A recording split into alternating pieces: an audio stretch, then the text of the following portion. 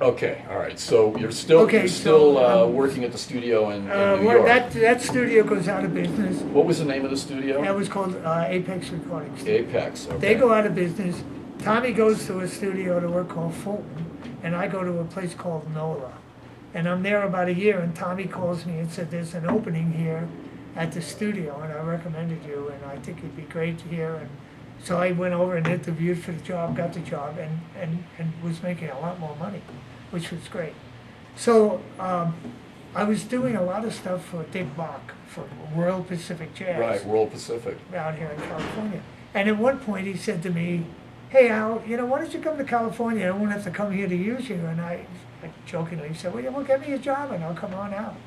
About 3 weeks later, he called me.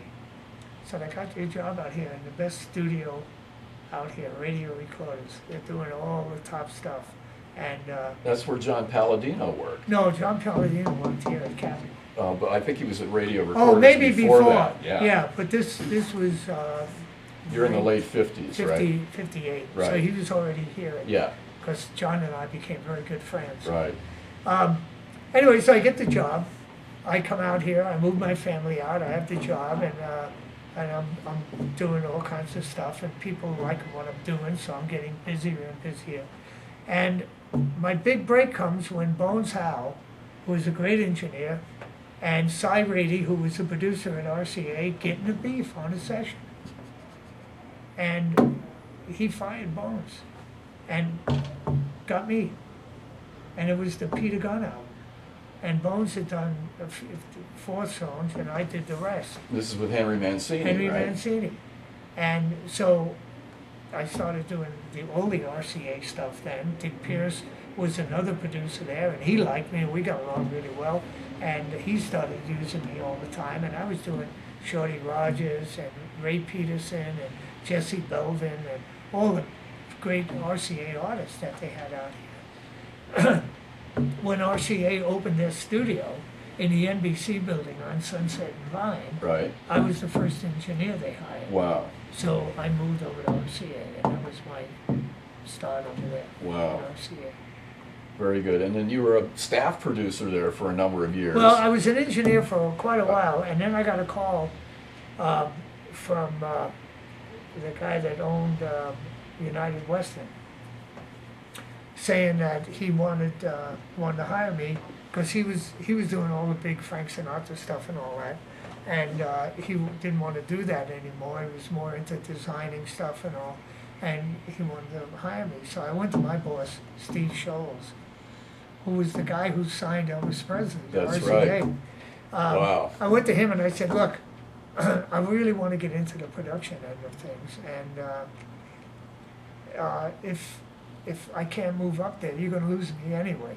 So he made a deal with me. If I could bring somebody in who could then break him in on Mancini and all, so I did, got an old friend who worked at Radio Recorders, brought him over to RCA and sat on all the sessions, and then got promoted to production. You made as sure a that, producer. that your stuff was covered, and then Yeah. they let you move up. And then That's as a cool. producer, I was doing, Sam Cooke, Jefferson Airplane, Glenn Yarborough, Hugo Montenegro, a group called the Women Folk, Eddie Fisher.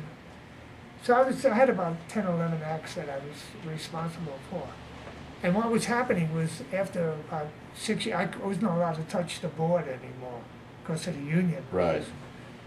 So after about 6 years, I was doing Eddie Fisher in the afternoon from 2 to 5, and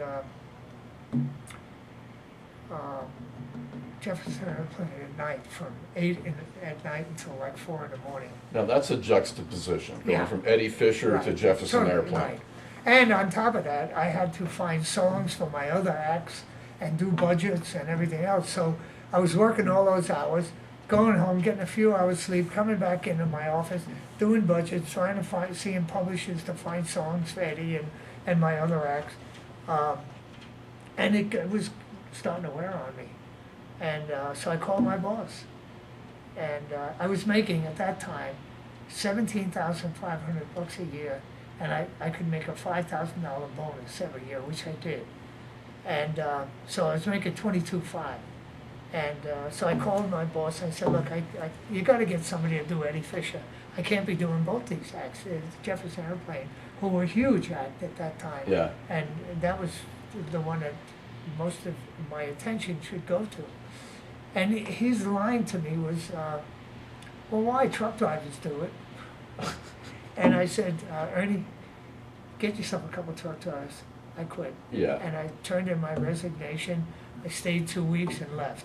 I was home. I didn't know what I was going to do. I was home for about 2 weeks, and I got a call from the Jefferson Airplane saying that they wanted to give us some producer there. There was nobody there we liked.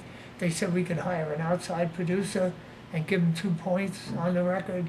Would you be interested? And I said, sure. So I did. And my first royalty check from doing one act was $50,000 as compared to doing 10 or 11 acts, making 22.5 and killing myself over it. Yeah. So yeah. I knew I had made the right Right. move. And you know, you kind of pulled yourself out of the business end of it to be able to focus on the creative Right, side exactly. of it at that I didn't point. have to. And that's I didn't have to look for songs for them. I didn't have to do budgets. all of That the was all done. administration Right, it was crap. all- Forget right. that, right? Exactly. Out of here. So that really opened. What's your favorite of all of the stuff that you did with the airplane? What's your favorite track? I mean, I have a few favorites. And Favorite I mean, the one sound track. of There are some. just So great, many. but- Rejoice is one. Yeah, that and Volunteers. Yeah. You know, Up Against the Wall. When we did that, I was going to ask you about that. when we did that, and I sent it back to New York. When they heard it back in New York, they called me and said, "Can't do this. There's a line in the song. Up against the wall, motherfucker." Up against the wall, motherfuckers. So they said you can't say this. Can't So say that on the radio. I said, okay, so you tell them it's got to be changed. And it sounds so pretty, you know. Yeah, I mean, yeah. when you hear it in the song, it's Right. kind of jar. Oh, did she really say that? Right. Yeah, right. So anyway, so I call them, and I say, RCA, if you don't change the lyric, they're not going to put it out the record. So they said, well, fuck them. Don't put out the record. We don't care. Because they were making a lot of money in personal appearances Right. and all that shit.